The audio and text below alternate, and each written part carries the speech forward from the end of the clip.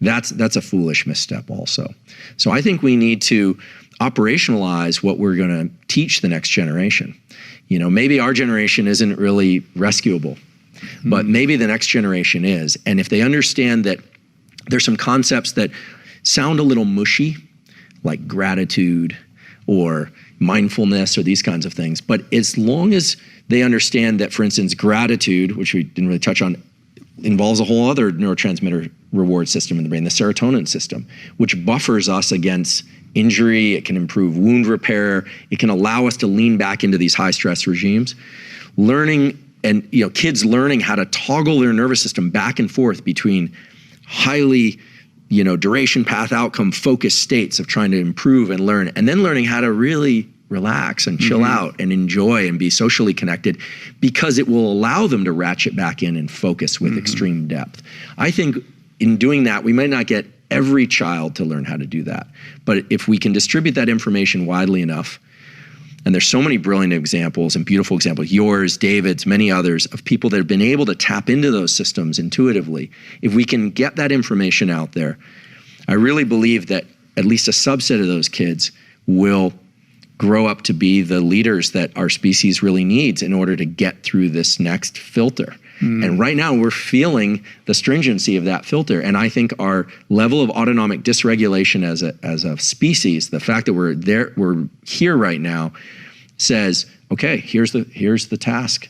Are you guys going to figure yourselves out? You got this forebrain. My dog doesn't have the forebrain I've got. Yeah. He can't figure it out, but we can work this out. And it'll involve technologies like devices to measure how we're doing, maybe some machines to guide that. That's a different discussion, but I think it's entirely possible. And I think that's the evolutionary pressure that we're in right now. And I think that the next generation, if they can hear about it and learn about it, is going to meet that demand. Our species has done it for every other demand.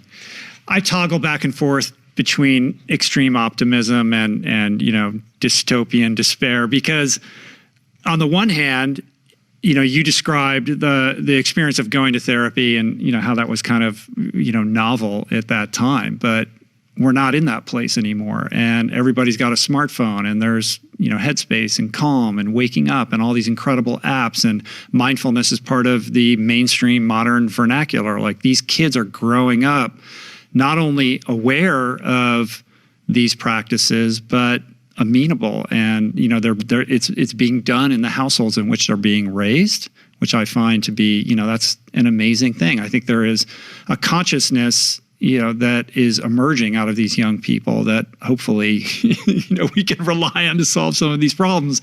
And then I just think about the endless scrolling and the social. I'm just like, oh yes, we're fucked. Well, I think it's clear that most people, young or old, are content to be passive consumers and spend out their dopamine doing essentially meaningless activities and consuming food and consuming air and light that is basically damaging to themselves. And I don't think they care.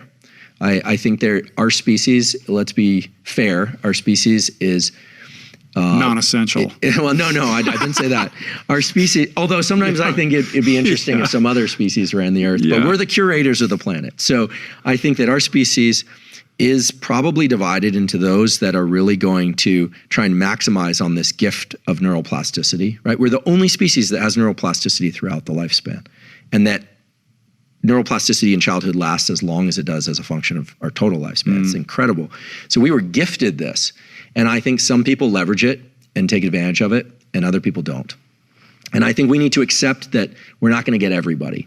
But what we need to do is attach the reward systems of society, financial, socioeconomic, et cetera, to the kinds of behaviors that is going to give rise to people that can lead us into the next 100 years and 200 years. Now, that is not saying, do away with monetary systems, or actually the opposite.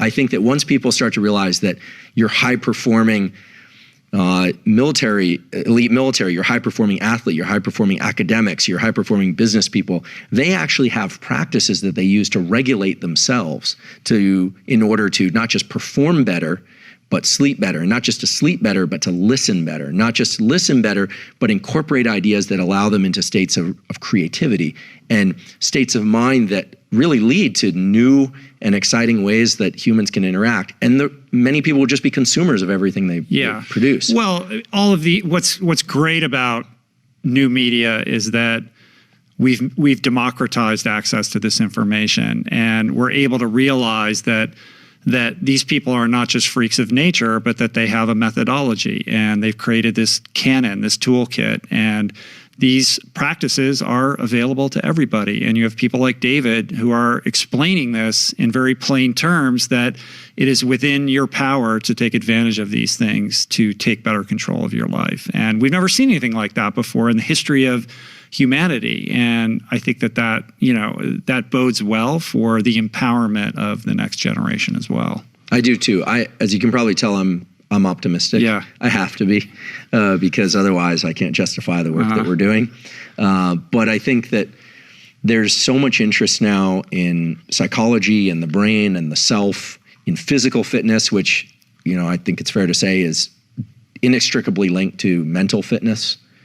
And the fact that people are so curious about what other people are doing and what are the paths to success, and what are the resources for trauma and addiction. I think there's been a kind of swarm of information. It's been hard to sort through, but I think 2020 is our is our sort of call. I keep calling it a call to arms, and because I guess I do feel that way. It's very serious. This is serious business, and this is the time for us and the next generation to step up and to lead people toward a place where we can function better, and where the next generation will reflexively function better. That's that beauty of early childhood, is that if some of this stuff is taught and passed off, it's not going to be perfect, but there'll be a generation of people coming up that will naturally understand stress and agitation as taking them off their game and leading to bad decisions, and will make the appropriate adjustments. And there are people that read David's book and your book and will see the possibility of doing something differently with a terrible childhood or a brutal addiction. And I think we need more. So what he's essentially saying is that we now have everyone has access to information, and we know much more about the way our bodies function than before.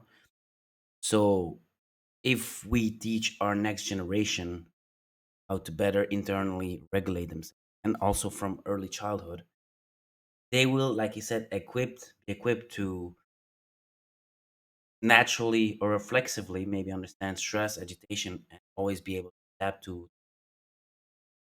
I think that's very interesting, and if our next generation is able to do that, the possibilities will be endless. I think it will be very interesting. Hopefully, we'll still see that. Stories of success. I think it's easy to look out there and see all the things that are going wrong, and we need to keep paying attention to those, but we need these beacons that draw people forward. And I say that from a place of experience. I mean, I used to have to find it in books in the bookshelf. There was no online back then, or in mentors, and you have to forage. I think kids, they have to have that foraging capacity. They can't just sit there and wait for it to rain on them, or for a parent to dump it on them. But I trust that they're out there and that they're going to figure it out. Just like you're doing on Instagram, you're dropping these videos basically every day, right? Like more little lessons on neuroscience. I'm trying to show people that I have a kind of no acronym rule, so I don't like embedding things in a lot of complex language. Sometimes I have to use an acronym, but teach people a little bit about how their brain works, how it interfaces with psychology. Everyone's got different goals and purposes in the world, but that scientists are normal people, and that hopefully science has something, science has something to offer, but it's not going to happen if I'm vaulted in my lab or my papers are read by the 12 people that care enough to read the paper start to finish. Right. So I'm doing it. There are others out there, of course. David Sinclair's doing it. Sachin Panda's doing it. I'm trying to recruit more people from the scientific community to do this. I think it's our responsibility. You paid for it. It's your tax dollars. There's a tremendous cost to doing science that is not often discussed, but I don't really consider it an option. I consider it my obligation, and I'm going to keep going. Well, keep doing it, man. I appreciate the work that you're doing. I think it's really important work. We need it now more than ever, and it's cool that you're getting out there and sharing your wisdom with everybody. It's super empowering. So thanks, man. Appreciate it. Really appreciate the chance to be here. If you're digging on Andrew, best way to find him is on Huberman Instagram. Lab? Huberman Lab. Huberman Lab. Cool. Yeah. All right, man. Coming back. I made all these notes, all the stuff I wanted to talk to you about. We got through like 10% of it. So come My back. apologies. Talk to me I tend to run. I realize it's great, I'm pretty man. verbose. Yeah, I just was getting out of the way, man, to listen to what you had to say. I appreciate it. Thanks, man. Thank you. Peace. Plants.